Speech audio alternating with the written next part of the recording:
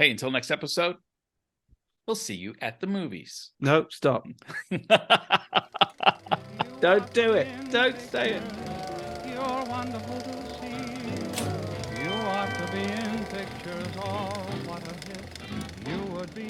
Hello and welcome. My name is James, joined as ever by my friend Steve. And this episode, we are talking Cyber Heist. Hey, if you haven't already subscribed, just hit that button. And just a reminder, Deep Dive Movie Reviews does do spoilers. So you've been warned. James? Okay, so Cyber Heist is a new action thriller from Hong Kong, directed by Wong Hing Fan and starring Aaron Kwok, Gordon Lam, Simon Yam. Essentially, the story is Aaron Kwok plays Chuck, who works at a cybersecurity company, which he discovers is ripping off its clients, big banks. Essentially, they're going in, they're running these security checks, and then at the last minute, or when they're actually being hacked. And going in there using the sort of the back door and stealing lots of money. When his colleague, who is up to his neck in this stuff, gets bumped off by the evil gangsters who are pulling the strings, and Chuck gets promoted into the power position, he very quickly realizes that he is now responsible for doing all this ugly stuff, and is answering to Chan, played by Gordon Lam, who is his immediate superior. Pretty soon, Simon Yam's cop is on their tail, but it becomes a race against time, essentially, and all kinds of typically evil and action-packed stuff goes down. As you can tell, plot isn't really a priority in this movie. Steve, Cyber Heist, where are we going? You know, James, Tron came into my mind during this film. I was getting all kinds of Tron flashbacks, and if I'm honest, that's the aspects of this film I most enjoyed. I thought there was some real creativity with that kind of trope where we have actual people inside recreating what would be occurring in a digital interaction. And so, you know, we get Aaron Kwok's character, we get a number of different characters who represent themselves in the digital world and have to fight and try to get through doors, and hackers are opening up doors and other hackers are closing doors, and AI viruses are being, you know, kind of uploaded while different people are fighting and trying to get into different areas in the digital world. The only thing it was missing was the light cycles. I thought they really could have used some light cycles in there. After that aspect, though, it becomes a pretty predictable heist movie, and it's not helped by the fact that it seemed like whenever a bad guy had to find Aaron Kwok, or Aaron Kwok was trying to find somebody in a city of 8 million people, they just happen to be around the corner. You're having to kind of go with the flow a lot of times in this film and just enjoy the ride. Yeah, I mean, this is kind of like two different films working at the same time. On the one hand, you've got, this fairly pedestrian, run-of-the-mill action thriller in which he very quickly finds himself on the wrong side of the law, with everybody after him, the cops and the triads and his superiors. He's a wanted man, and so he's foot chasing through the city. There are car chases. It's the old trope of his family get kidnapped. You know, he's got a little ailing daughter who soon becomes a kind of MacGuffin that is being tossed around by the bad guys, and it's a race against time to sort of find her. This is the kind of thing that a lot of Hong Kong movies kind of fall back on in their third act, you know, and become just, my daughter has been kidnapped, or my wife has been kidnapped, or whatever, and I just have to run through the streets and find that. Where it is more interesting, I agree, is when it's doing all the hacker stuff, because it is called Cyber Heist. It is about hackers hacking banks and what have you. I thought it was fairly interesting that it has the conceit that it's the cybersecurity firm responsible for protecting the banks that is actually also the ones doing the hacking. I thought that was kind of an interesting spin on it. But it very quickly runs into this problem that so many hacker movies run into. It's like, how are we going to make man at keyboard tapping away furiously exciting? And Tron is immediately where I went to. Lawnmower Man, even that Michael Douglas movie Disclosure, I remember in the 90s. It was very much a kind of it became very, very popular in the 90s, when at the eve of the internet, when computers, the digital age started, becoming more prolific, and it became a sort of a very common trope in movies of hacking and being in cyberspace and being inside the computer doing stuff. How are you going to do it? And whether in either you can use sort of virtual reality and digital effects like sort of Lawnmower Man or something like that, or you just use that kind of sort of fast, speedy cameras, like it's like pulsing down cables, watching the sparks go, seeing circuit boards light up and all that kind of stuff. And this kind of does a little bit of both. It starts off with all of that kind of stuff, and I keep smacking my microphone because I'm so excited about it. But once they're in, it really, like you said, it really dramatizes it in a way that Tron does. You have characters walking around kind of in a forest area. It uses this forest motif as kind of the inside of the computer.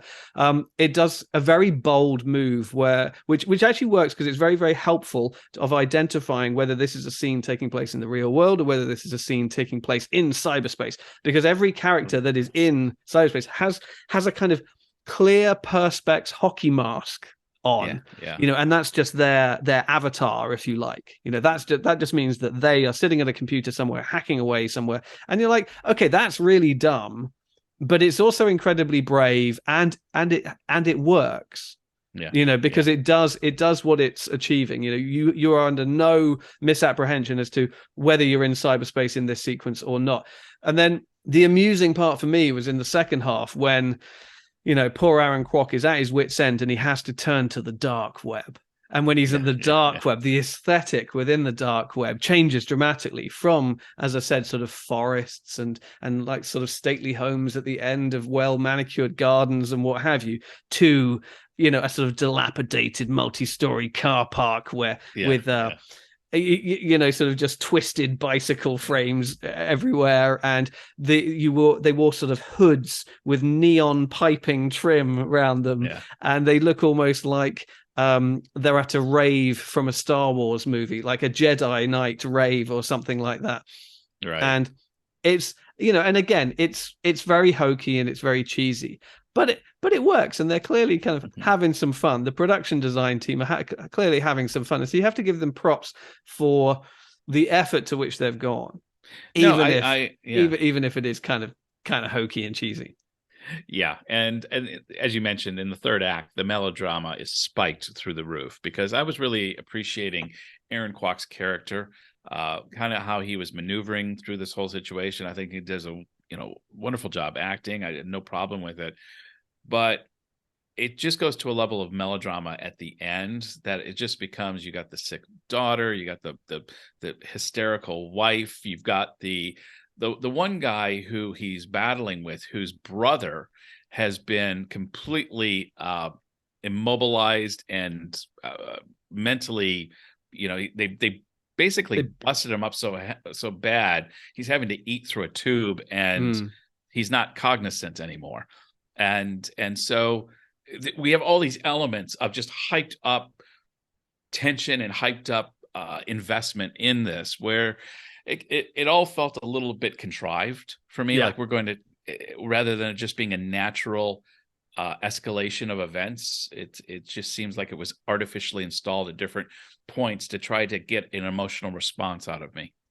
Yeah, I mean, it's not wholly dissimilar to a film we were talking about earlier, which was Jesus Revolution, where it uses sort of archetypes rather than fully three-dimensional characters. And this is something that you see in Hong Kong movies and Asian cinema to a surprising degree quite a lot of the time. Just sort of melodrama and archetypal characters, sort of a lot of melodrama, very high sort of high overacting, if you like, and archetypes for characters.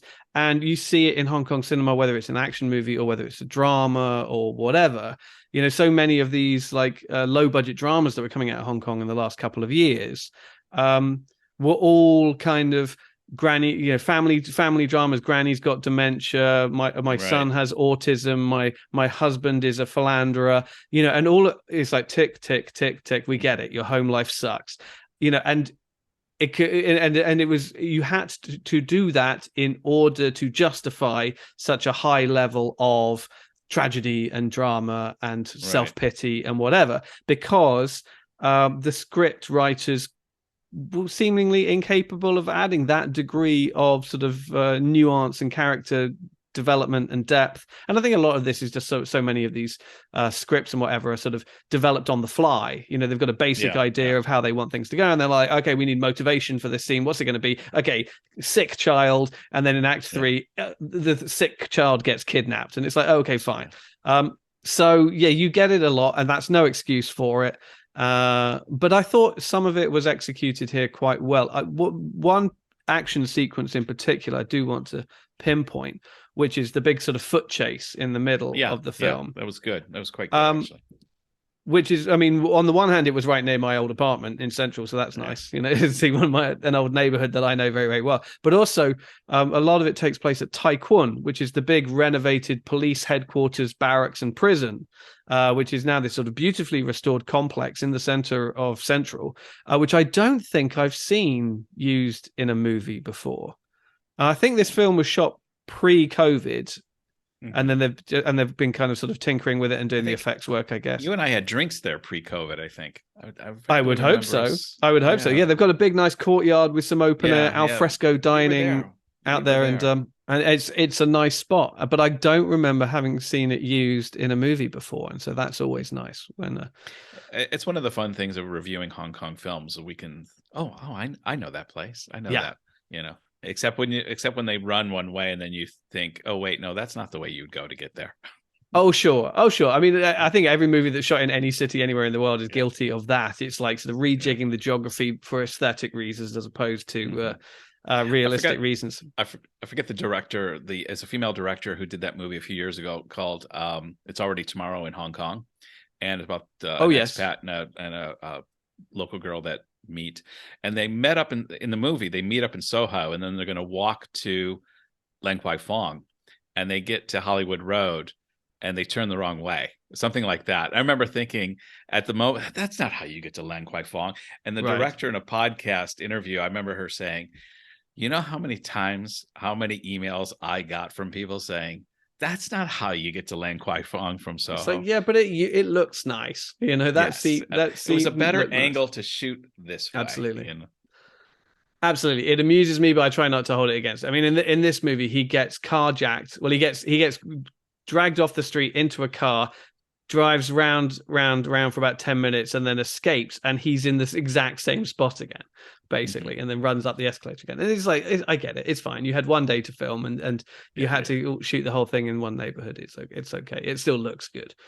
Beyond that, however, I mean, this movie is as it sounds. It's very by the numbers. It's very unimaginative outside of those very bold production design choices.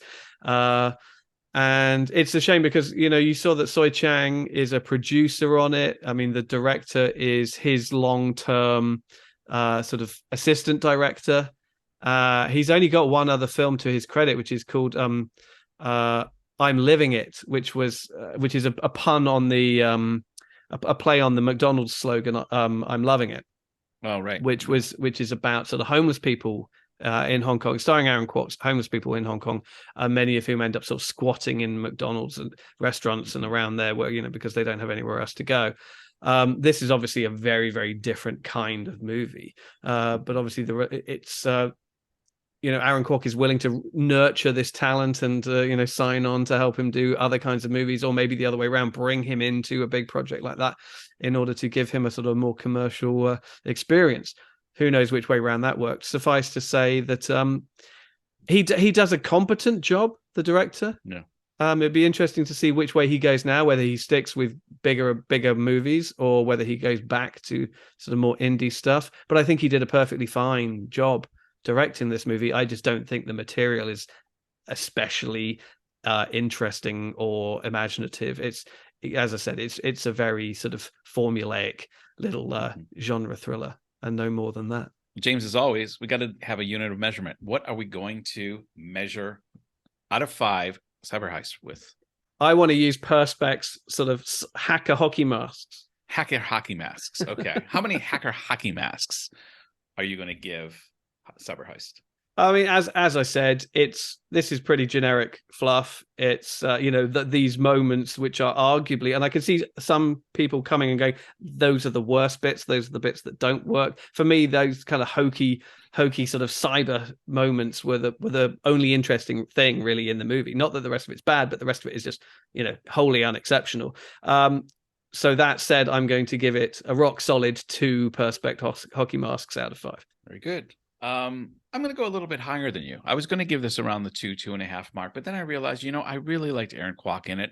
I have a fondness for the 4 Heavenly Kings here in Hong Kong. They're all roughly my age. I kind of, since I've been here since the 90s, when they all kind of, like the early 90s, since they all kind of, I've been watching their careers, singing and acting, and thinking, Aaron Kwok did a good job. This was a fun film. It wasn't a great film, but it was a fun film. So I'm going to give it 3 hockey masks out of 5. Go see it. Enjoy. Take a date. Be fun. Yeah. So that's what we thought. Have you seen Cyber Heist? Let us know in the comments. Are you an Aaron Kwok fan, as Steve is? If so, what are your favorites? If you like this video, please check out some of our other videos. We've got a number of Asian movies covered, a couple of other recent Chinese movies and Hong Kong movies, so please have a look there. Let us know if there's anything else you'd like us to review, particularly in our Asian Classics series. If there's an old Aaron Kwok movie that you don't think has had enough praise, let us know, and we'll do our best to seek it out. Hey, until next episode, we'll see you at the movies. No, stop. Don't do it. Don't say it. You going to redo that? No. Hey, until next episode. Bye. You're wonderful to see. You ought to be in pictures. Oh, what a hit you would be.